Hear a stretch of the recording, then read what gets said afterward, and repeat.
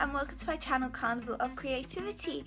Today's video is going to be Valentine's sort of themed foods.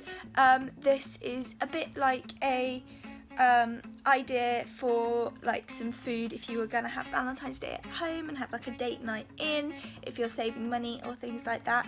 I really love how these turned out. I think they're so cool, and they're really quick and easy to do as well. None of them were really lengthy in time, and I think they look really effective as well. Please make sure to subscribe and check out my other videos in this series if you haven't already. I've been doing Monday through till now, which is Thursday, so you've got 3 videos to catch up on if you haven't already, guys. And if you like these videos, please subscribe and comment down below, and without further ado, I will hop right into it. So to make these mini pizzas, you just want to grab some sort of breaded item. If you want a thick crust sort of pizza, I'm using a half of a cut in half toasted muffin. Here you can actually see me pop the thing out, but I suggest you toast it first before you use your cutter to cut out a heart. If you were opting for a thin crust pizza, you could also use some breaded option like a sandwich thin, as you can see me do here. I decided to do both and see which one turned out the best, and I think the sandwich thin ones were a little bit nicer, but that's just because I prefer thin crust pizza anyway. Then I'm grabbing a little bit of tomato puree and spreading this all over my little toasted hearts.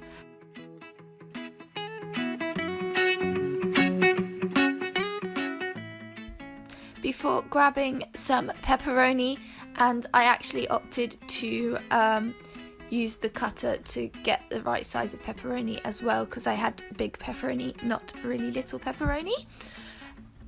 You want to do this for all of them or with whatever is the topping of your choice, but I opted to pepperoni all of mine. And then moved on to the cheese, which I also used the cutter to cut out the heart shapes of cheese out of a flat piece of Gouda. Obviously you can use grated as well, and if you do use flat cheese like I did, I do not suggest doing half and half because you can see where it overlaps. And there we are.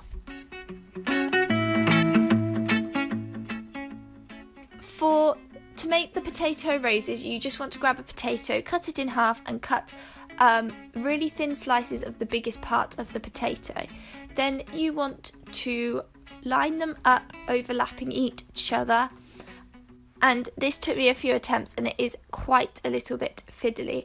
I actually also opted to cut the potato slices in half to make a bit more of a semicircle, and this is what they look like. I drizzled some oil on them and some salt and pepper, and then popped them in the oven on 200 until they looked nice and crispy, and served it with some steak. And there we are. For the dessert, you just want to grab a melon or any fruit of your choice. I'm using a melon and cutting some slices of it here.